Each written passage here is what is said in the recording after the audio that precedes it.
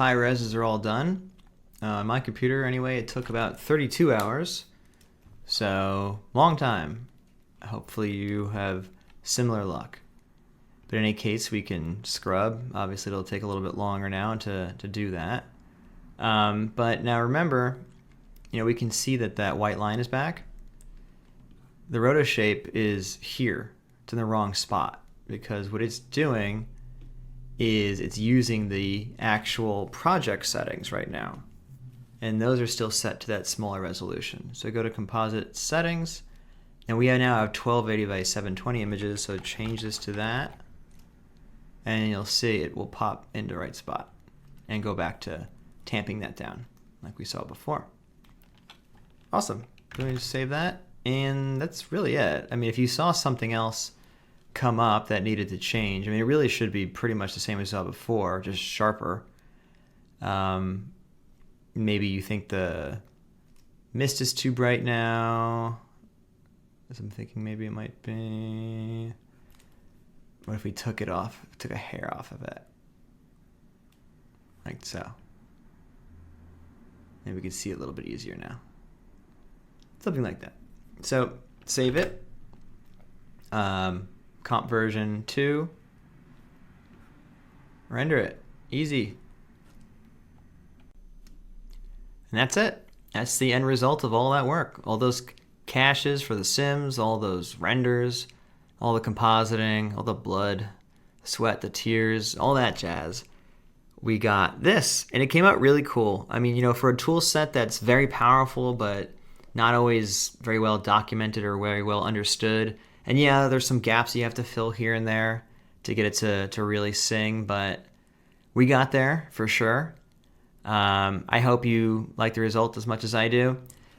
Some things I would say, like, if you were doing this at a studio or whatever, I mean, you'd have weeks to work on this shot. Nobody would expect for it to be perfect on the first try. I mean, it is pretty cool, but there are things that I could say you could probably improve on. You could take like the particulate, maybe make it glitter some more. Like we could take the idea of these particles and say on random frames you kind of get brighter all of a sudden, just to kind of approximate maybe like a water droplet not being a perfect sphere could be weird shapes as it whips through the air and catches the light differently. You might break up these tendrils more. They're pretty cool, but they're also still fairly large. A higher res sim for the flip would help there a lot, but of course that's also going to make the RAM requirements shoot up when it comes time to do displacement and things. So, you just may not be able to. I think these sims were like 17 gigs, or rather the renders for the ocean splash. So, if you make the particle separation half as large, everything's gonna jump up quite a bit. So, but again, if you're at a studio, you could do it. But this still looks really great for now. Yeah, nothing else I could really think of off the top of my head. I guess you could just have even more particle spray stuff. There's like 1 million or so now. I mean, you could do 10 million particles for that secondary spray refine that we did, and just make them smaller when you have more of them, so that they don't actually feel any more dense. Yeah, stuff like that.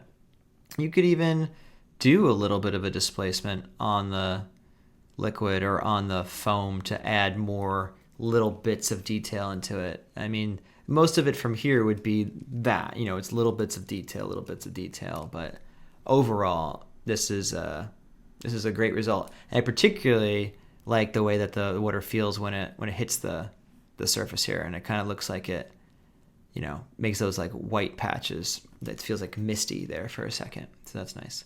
Anyway, so that's it. That was Liquids 3 Oceans Flat Tank, or Flat Tank Oceans. I haven't decided what I'm going to call it yet. By the time you're watching this, you will have already found out, I suppose. And with that, until next time, have fun making some oceans. And, as usual, send me what you come up with. I like seeing it. So, take care. Bye-bye.